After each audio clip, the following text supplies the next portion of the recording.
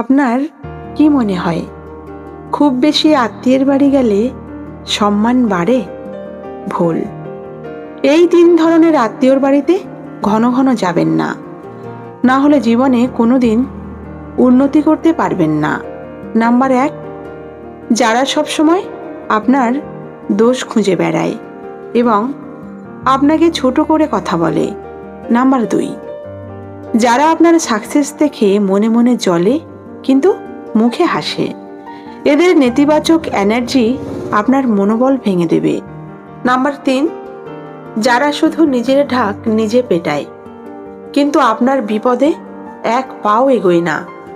মনে রাখবেন, অতিরিক্ত আতিথেয়তা অনেক সময় নিজের ব্যক্তিত্ব কমিয়ে দেয়। আপনার জীবনে কি এমন কেউ আছে? কমেন্টে নাম না লিখে হ্যাঁ অথবা না লিখে জানান, আর ভিডিওটি শেয়ার করুন আপনার প্রিয়জনদের সাথে।